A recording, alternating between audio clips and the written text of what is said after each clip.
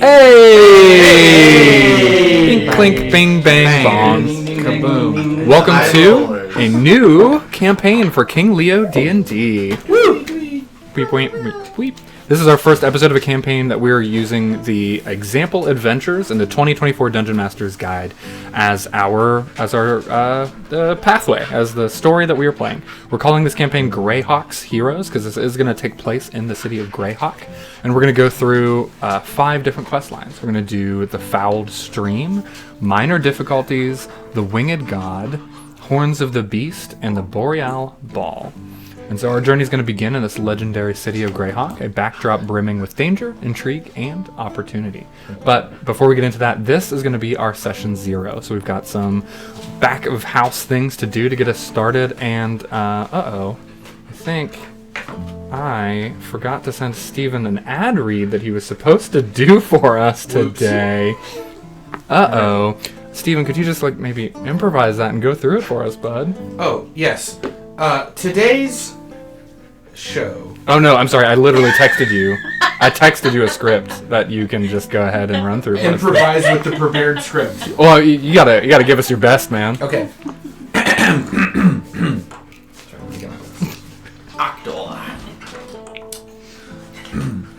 Greetings, adventurers! I am Steven, and boy, do I have a deal for you. Tired of being... Oh, it opens. Tired of being boring and ugly on your quests? Well, worry no more, because I, Steven, the handsomest wizard alive, have created Steven's Super Sparkle Powder.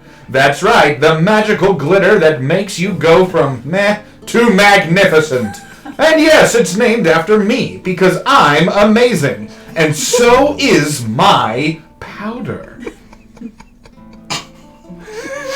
With just one dramatic flick of the wrist, shabam! You can bedazzle your boring old armor, your weapons, or even your face.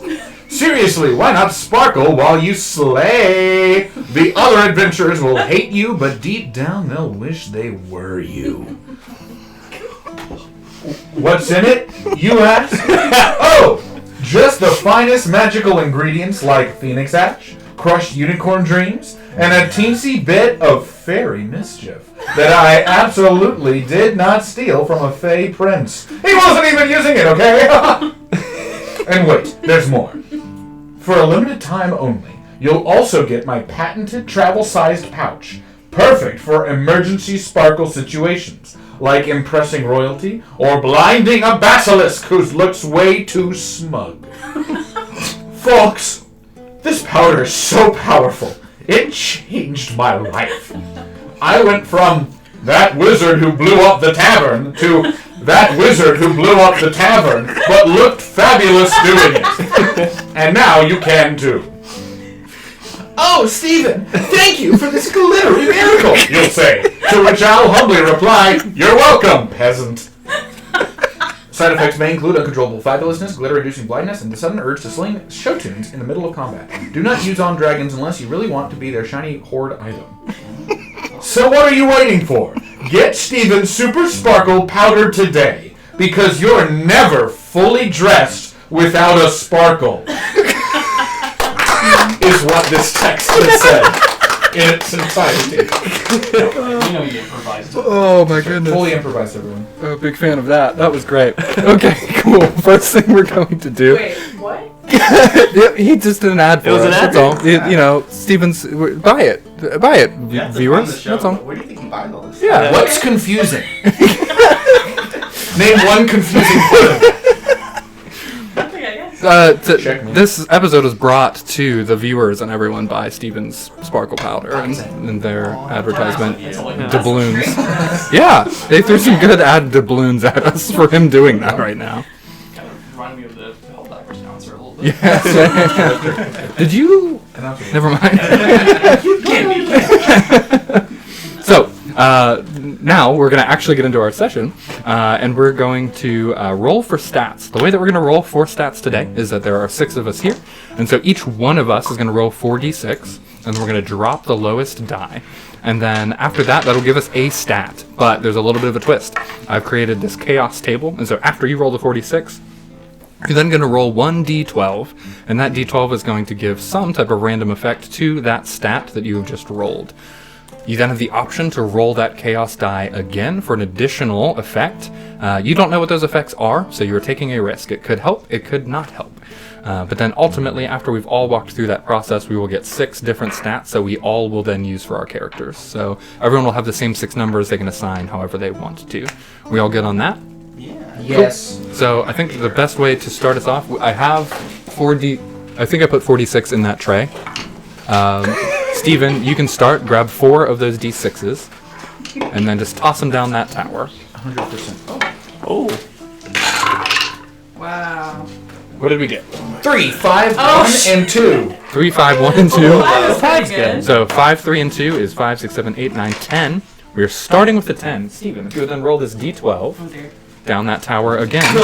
We will consult the chaos It's a table. 9. Oh, And on a 9, you get to re-roll everything and start it all over again. Including the D12? Can he choose what he rerolls? Can he keep the 5? All of it again. So rolls all 4 D6s. It's a recursive Don't listen loop to here. It may be. I'll So just get 9 forever. Oh, Nice. 2, a 6, and a 4. okay, that brings us to 16. Go ahead and roll the D12. Yeah. 2. 2 on a Nine. 2, that goes down by 1. So you have a 15. Okay. With a note taker, EJ, would you mind tracking that Steven just rolled a 15 for us? Okay. And the 15 is a communal So just- 15. we're Everyone would have a 15 at this point. Michael, your turn. Roll a 4d6. Roll a single 4d6. 5, 1, 1, 6. Okay, that goes to 12. Now roll the d12 and I would like to roll a consult 9. the chaos table. I rolled a 3. A 3. The previous person re-rolls their stat, and their previous stat no longer counts. So do we keep these though? So we're just walking it back. Now it's Steven's turn. Take it back now. No, we don't. But yours does freeze. Yours is good. Okay. What is it? And if you What was listen it again? carefully, you can still hear him rolling. In It was that 5, room. 6, 1, 1. Yeah. 12. So Michael provided the 12. All right, I rolled a 2, a 5, and a 4. Okay, 5, 9, 11. And then go ahead and roll that d12 again. That's pretty cool that we lost Oh, the we dropped. 5. On a 5, no change. We're good to move What on. is it? Solid 11. snake. So we have an I'm so 11. sorry that I rolled that 3. And we have Okay, at Michael's. least we'll all be low stat together. It's an 11? You have an 11. What did Michael roll? Was it a 12? Wow. You rolled? Okay, Is and then. this drop the lowest? Yeah. Okay. Okay. EJ, you were up. Oh, Wait, I need one big number, guys. Oh. Oh, 4. Ooh, 6, 6, 4, 2. Okay, So that's a it's 16. 16. Hit us with that d12. Roll again. That's 4. 4. The stat That's one. becomes a 12. You also have the option to. We forgot about this. You can roll another d12. Oh, yeah, let's just do it again. 'cause Go ahead. We don't need more 12s and 11s. Go ahead and roll the d12. Bigger numbers. I'm sorry, it's just the d12 you're rolling. Yeah. Yeah. Cool. Mess up your town. It's a 10. A 10. Reroll from the start. So- Wait, Steven That doesn't mean rolled? No, just EJ. So Okay. EJ's gonna roll. Okay, I was like, can we back to Steven? It nullifies the Chaos 12. table is chaotic. What was the scene with Doctor Strange? And what was the Dormammu. Oh, yeah, Dormammu. Dormammu. It's 10. Okay, 10. Roll the d12. Double it. 11. The next player gets a +1 to their stat. Okay. That's something. So we'll lock in your 10. 10 can be our dump stat, hopefully. The Yeah. lowest. And then Rachel, you can go ahead. Okay. Kick us off with your 4d6 +1. Okay.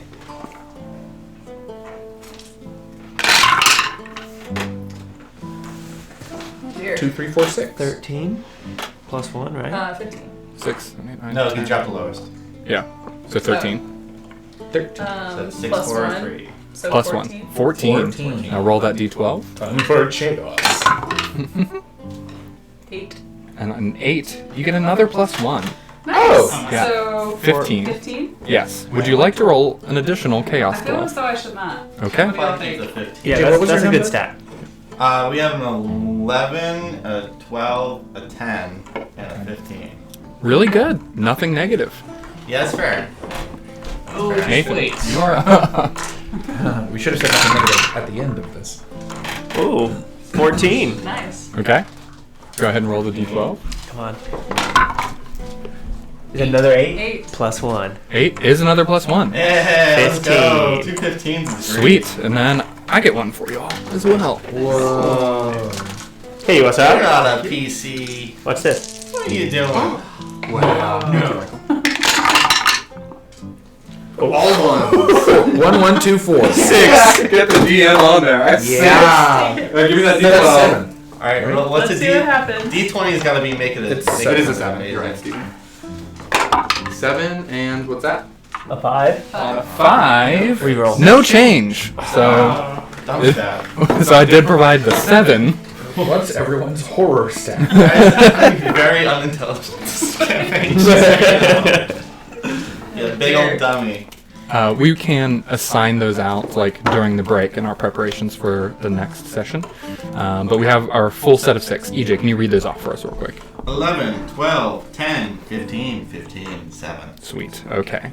Next, what I'd like us to do is I want to read over some different ways that you can help me out in this campaign. So I've come up with different titles and roles that you can take. The expectation is that you would fill this role until the end of this campaign, as this is just some way that you get to take part of the flow of this, as well as a little bit of the responsibility that helps me clearly focus on the things that I need to, while then not worrying about all the minor details of the game. So this would be kind of passing some of that on.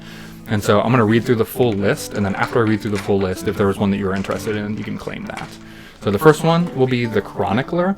The Chronicler is the note taker. You just keep record of NPC names, key events, plot points. If somebody asks at the table, what was that person's name again, or what are we doing here, or what is the importance of this thing, that person would be responsible for answering that question, allowing me to then also stay focused on the session and what we were doing in the middle of that too. Wait until the end, but also Rachel, that is a good fit. The next person will be the Storyteller. The Storyteller will start all of our sessions with the recap of what happened last time. This will keep everyone on the same page and just prevent us from forgetting very important information. Also, this is something that would be fun to do with a particular theme. You could do it in character, or you could use ChatGPT to make it poetic, or make it like a Dr. Seuss book, or anything like that. However you'd want to run with it, you'd just be responsible for the particular recaps. The next role is called the Arbiter of Turns. I just think somebody wants to be the Arbiter of Turns because it sounds awesome. But whenever we do combat, this person will just do our initiative tracking and helping us stay on the flow of who's next, and keeping track of just the general flow of combat. The Arbiter of Turns. Next will be the Quartermaster. The Quartermaster just manages the party loot. So any resources, supplies, like how many healing potions do we have, reminders of like particular key items, or maybe even magical weapons and stuff that haven't been used, like just being the person who owns the tracking of all of the inventory type stuff. Next to that is going to be the Tracker. The Tracker is going to be if we are in a combat situation and there are conditions like poisoned, stunned, unconscious, anyone who's concentrating on spells, they're just going to help out by trying to stay focused on those things as well, and giving reminders like this person needs to make a saving throw at the end of their turn, or actually that person's unconscious, so reminders for that matter. The Tracker. Next one is the Diplomat. This person is going to focus on all of the NPC relationships. Remember who owes you favors, who you have recently talked to in a particular city, maybe even being the person who suggests like, hey, we talked to this NPC about this thing. Now that we've adventured so far, we actually have some questions about that thing. So if you go back to that city, you could maybe pull that list up and be like, oh, this person's here, and we should ask them about this, that, and the other. Remembering NPCs' names, relationship information that they might know. The Diplomat. Next to that is the Remember All. This player organizes our real-world scheduling. All this person would really do is send reminders about our schedule and what is upcoming, reminders about the time and all of that to help us just keep that in front of us, the Remember All. The Minstrel. The Minstrel is going to set the mood with background music and sound effects. I have an app for that, and we have a speaker, so this would be just somebody who kind of keeps in touch with like the theming of what we're doing, and using the app that I have to adjust the background music to go along with that. One option will be the Sustainer. The Sustainer is going to handle getting snacks and drinks. We will Venmo that person, but it'll be just somebody who can like run to the store and bring some stuff for us if we value that and want to do that moving forward. And then lastly, the strategist. This would be somebody who, during major combat scenes, I may give control of a couple of the smaller monsters of that, so then I could focus on more of like the bigger monsters and what they're doing. So that's the full list. If any of those stuck out to you and is something you would like to do, Rachel, I know you're in on that chronicler and being the party note taker. I mean, I do insist. I will twist your arm. I want to be a diplomat. Okay, Stephen the diplomat. I can set the mood. All right. Nathan the minstrel. Pulls out a saxophone. I can also do reminders too. Okay, cool. That's awesome. Thank you. Yeah. I can pick up snacks and stuff. Sweet. I figured you would do that when I was doing it. I was like, that seems like something Michael would want to do. The strategist sounded fun. Okay, cool. I figured you might do that one too. So it won't be for every combat, but there might be certain ones where... I'm assuming they'd be the ones against us. Of course, yes. Yeah. They always run into the river. It's the darkest thing.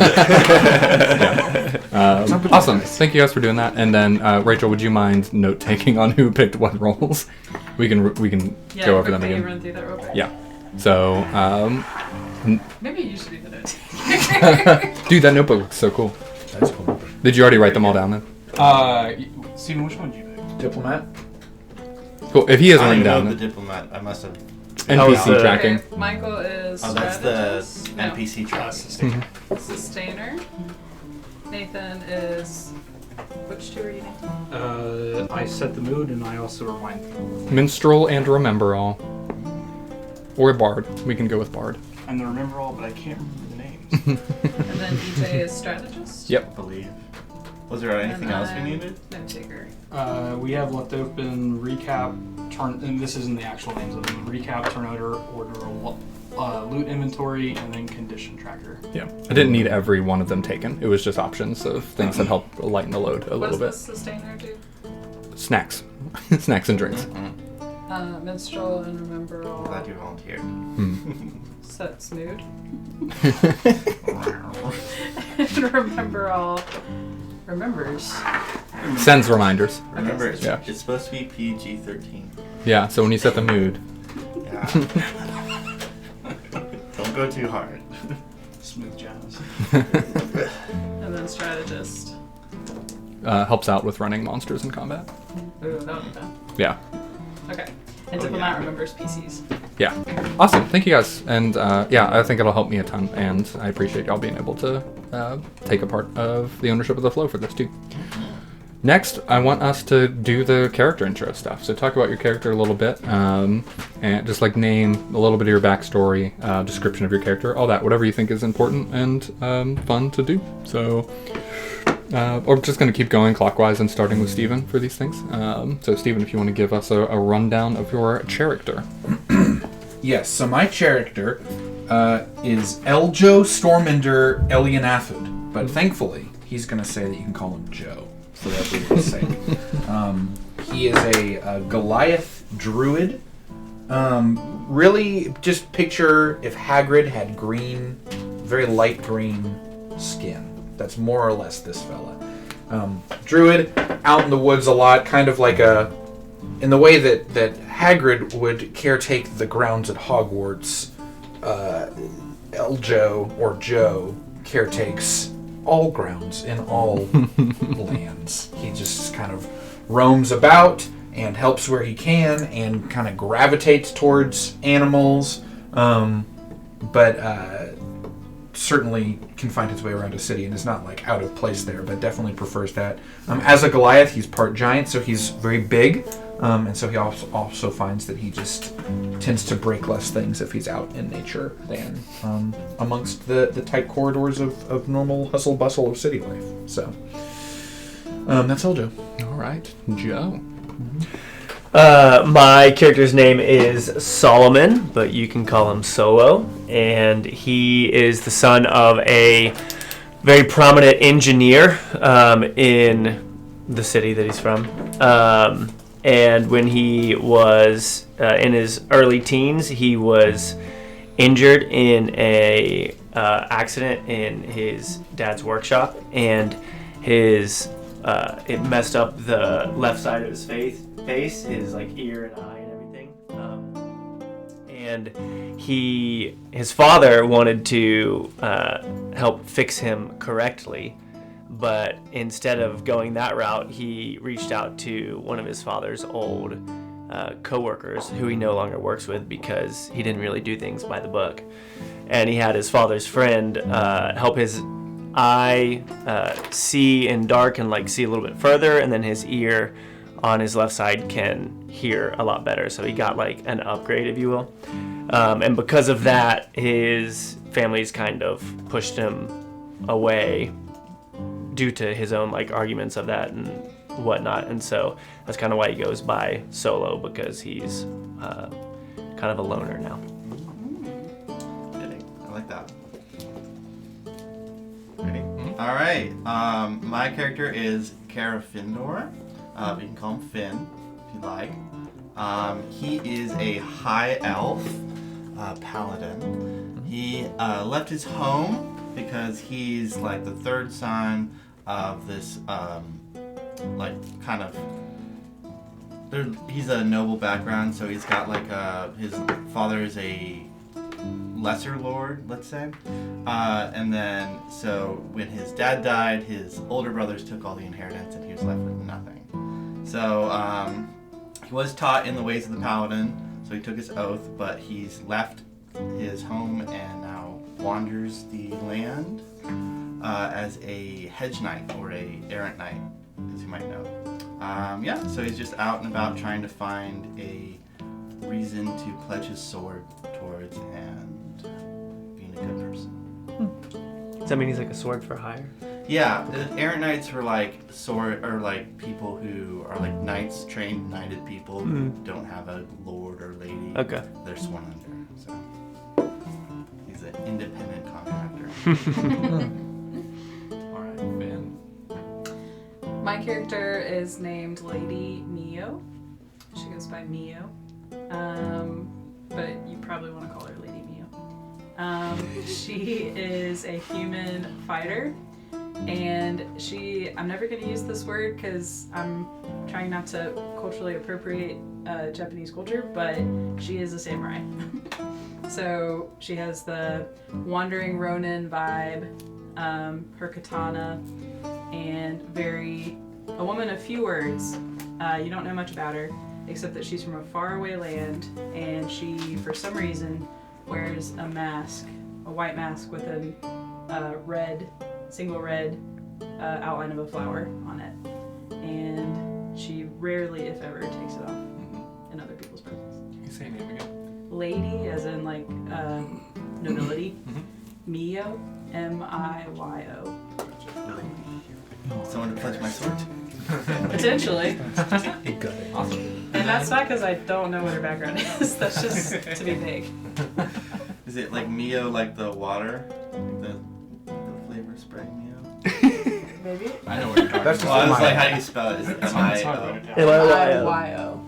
Oh. M-I-M-I-O. Nathan, who are you bringing to the table? I am bringing Theodore Huntington. His friends call him Teddy. Everyone has a nickname. Except Rachel's character technically is like, do not call me a nickname. You will address me Lady. with the formal Ustad. Is that okay? Can I use the 2 form with you? No. Theodore's been immersed in the arcane arts since he was a young boy. He's been driven by the insatiable thirst for knowledge. His journey has taken him across countless towns, traveling alone to uncover the secrets of magic. Along the way, Theo studied under many mentors, each imparting their unique wisdom about the mysteries of the weave and the schools of magic. Recently, Theo did take a little hiatus from his studies to focus on his artwork. He's what you might call an amateur artist, so you might see a few drawings throughout the campaign. He likes to think that his paintings capture something special, whatever that might interpret for you. He has spent years before the campaign has begun. He spent years in solitude, wandering the wilderness, carving, painting, and just reflecting. He hasn't spoken much to people for a very long time. His usual conversations have been with himself or just with animals who, although silent, seem to somehow have a way of understanding him. He does hail from a long lineage of wizards. His father was one, so was his father, and before him, and so on. So you can say that magic does run into his genes. Despite the legacy, he has begun to wonder, however, that if there's more to life than just the dusty tombs and spell books.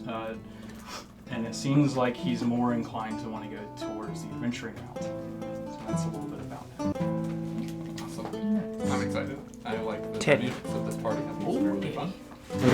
What I'd like us to do next is, if you've heard a character's story that you think your character would kind of gravitate towards, you can kind of jump on that now, and you can brainstorm amongst the party any form of maybe previous relationship or something that's been established between the two of you. Let's just say you've been in Grayhawk for just about a week or two, getting yourselves situated within this town, trying to find work, and just as a hook into where we're starting, when we do our session 1 for this, you all have been invited into the kind of like adventurers kind of guild that there is for kind of like a trial test for you to get some work and some pay, and this will be the party, this 5. And so within that week or two of being in Grayhawk, perhaps you bumped into a certain person within this party and you've been able to kind of relate in some way. That is up to you. So if there's somebody at the table that you were like, let's connect something, I want you all to work that out now. Okay, I'll go first. As an errant knight, I travel the land, and I am not the smartest, so I often get lost. So I was thinking either Joe or Theo, or Teddy. I get lost in the woods. I'm, disheveled, and don't know. I need help, and then maybe out of the woods comes a helpful person who's like, hey, you look like you need a place to stay. So they bring me in for the night, get along, and maybe then we're like, you're like, what are you doing? Like, where are you going? I'm like, I'm just traveling the land trying to find, meaning and somewhere to pledge my sword and all that. And then you're like, oh, well, there's this town nearby, Grayhawk, and we can go there. So that's what came to mind for me. Yeah, I think that makes sense. I was thinking like either of the wandering people. I feel like it makes sense. It's just like we bumped into each other like out in the wilderness, and like I helped them out in the moment, and then like that's like the connecting thread of like when I visit Grayhawk, and it's like I see them again. Maybe we just like passing through, like, oh, yeah, it's you from me, So I like that just like in some random interaction, bumped into Finn and then helped him on his way. Cool. Like that. Could everyone real quick just do their race in class again, for my sake? I didn't get anyone's races. I'm a Goliath druid. I am a human artificer. Artificer. I am a high elf paladin. Human fighter. Human wizard. And for that matter, if anyone's watching along and following us through this, we're using the 2024 updated Player's Handbook for all of these as well. I'm excited. Yeah. So fun. So, for my character, I don't know if either of y'all, I'm picturing her introduction is the classic samurai scene of bamboo hat tilted down in the corner at the restaurant, like making her own tea, like stir, So if either of y'all like tea, it could be a situation where, and I was also envisioning you don't talk very much, so maybe you just like came over and asked for some tea, and I gave it to you, and that was the extent of it. Yeah. We like that neither of us talk much, so we just kind of sit in the corner and like drink Brewing tea. A and resident brooding. brooding character. Yes. Like in Grayhawk, maybe. Yeah. I like that. I was gonna say that I noticed Lady Mio and was almost envious of the like solo confidence, but it was more of like a distant respect. So I don't think that I would have approached, but I definitely would have stayed around and like watched how you handled yourself, and I think that would lead to seeking advice or something in the future, like just kind of like, whoa, she looks like she knows what's going on and is super confident, and as someone who is kind of newly on my own, that's something that I might aspire to, but still have insecurities. So I don't know if there would have been an interaction yet, but I definitely would have noticed your character and, like I said, like, I don't know, been respectful of it or whatever. Could ask her mask advice. Cause you got mask here, you got mask there. How do you style with your mask? Mask here. Who's your guy? Who's your mask guy? What's your mask Like that. Nathan, anything come up for you? It's kind of tough because it's like, I feel like there could be easily some like random bump-ins with some of these characters. Sure. I would foresee more so to Steven's point of like the wandering characters. My first thought, but I feel like my character would probably hide. Sure. Because they don't really want to talk to anyone. Yeah. And then I think it's kind of tough because it's like I think Rachel's character was a really good one. Mm-hmm. Met over tea. Michael, can you remind me of your character's name? Solomon. Yeah. He goes by We Solomon. got 2 biblical names. Yeah, he is somebody that you would notice that there's some Solomon. like some kind of like magical back. That's kind of what I was thinking of. Yeah. Is like maybe I could have seen you cross, and like I'm gonna be honest, I'm probably up really close and personal with you, and just like asked to touch the different like mechanics that you have. Oh, interesting. Yeah, just because I want to inspect it, I'm like I really want to get close and personal and like understand how things work, and dissect the magic side of it. Okay. So I think So y'all probably had a really awkward interaction. Yeah. very awkward interaction. But you learned his like high interest in your magical background. That's right. Okay. Cool. No, that's great. Anything else kindling between with anyone, or does that seem whole and complete? I feel like that works for me. Cool. For now. Awesome. No, that's great. I think it's a good amount of rapport to get started with. For that matter, that is it for our session 0. So our tale will begin in the bustling city of Grayhawk, where adventurers of all kinds gather. The city market's home with life. The guild halls buzz with whispers of quests, and you all have been invited into the Grayhawk Adventurers Guild for a test of sorts to get you all together and to get you all some money and also some purpose and some belonging into the city of Grayhawk. So your paths have crossed here, united by fate, as rumors of a cursed or blighted river and a desperate plea for aid reach your ears. The adventure will begin as a fouled stream of mystery waiting to be unraveled. Next time, we'll dive straight into that adventure, and the city's fate and perhaps your own will hang in the balance. See you then. Huzzah. Cool.